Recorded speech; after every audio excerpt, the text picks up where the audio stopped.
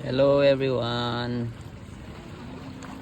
Dahil expiry yung labor ID namin, dito kami ngayon sa may beach. Ito ay walking distance lang, malapit sa aming accommodation. So once in a while nakakapag-relax din kahit papaano. Yan. Dito banda, yun. Dito banda yung sa Pilipinas. Yan. So sa likod ko ay mga hotel at dumarami naman ng turista after ng Typhoon Mawar ay nag-restore back yung mga hotels and accommodations. Kung makikita nyo sa previous videos ko during Typhoon Mawar, kung makikita nyo yung blue na yan na may bubong ng blue na tarpaulin, nasira yan during typhoon. So na-restore na nila. Ayan, bumabalik na ulit yung turismo dito sa Guam. Yung mga kasama ko naman yan, katrabaho ko, kanya-kanyang relax din, kanya-kanyang video sa pamilya. Yan, tapos yun makikita nyo napakadaming tourist ngayon. So mas madami pa daw dati kesa ngayon.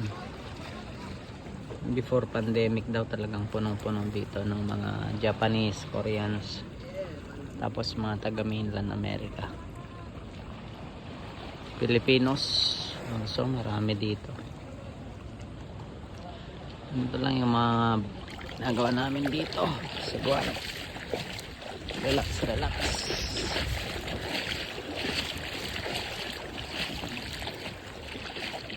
Luluto lang kami, nagbaon kami ng mga pagkain namin dito kasi mahal ang bilihin sa mga hotel.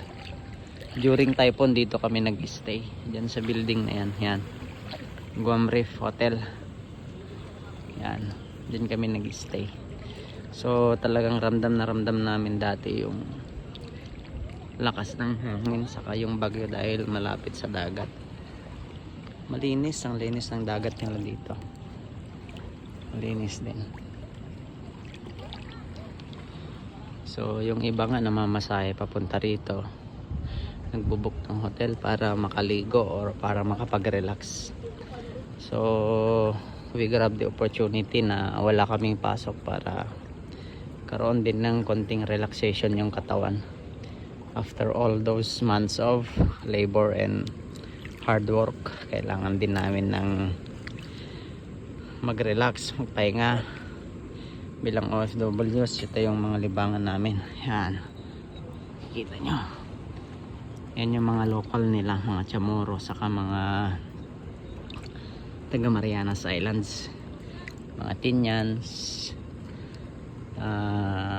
Chuks or Chukis, Chamorros. So halo-halo po dito, interracial. Ang kagandahan lang, wala nang masyadong discrimination dito sa Guam. So maganda pag-relax. Ano, Sir Bong, tanggal ang hangover ng mga naglasing kagabi. Yan.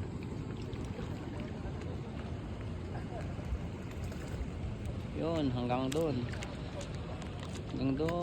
sa dulo, madami hanggang doon. Yan.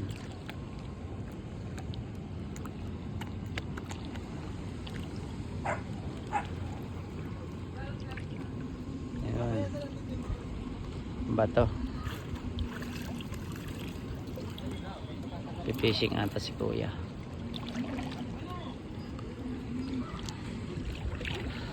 So thank you for supporting our vlogs, guys. I-upload ko po ito sa aking YouTube channel din.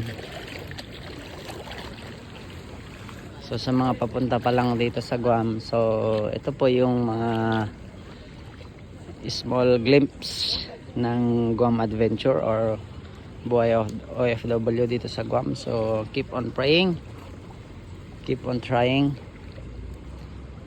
keep on believing until you reach your dream, until all your goals and plans Daming isda doon kanina. succeed. Daming isda. Yan sila Lakay.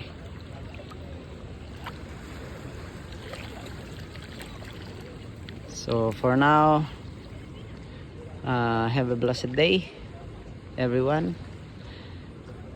May God fulfill all your dreams in Jesus name, amen.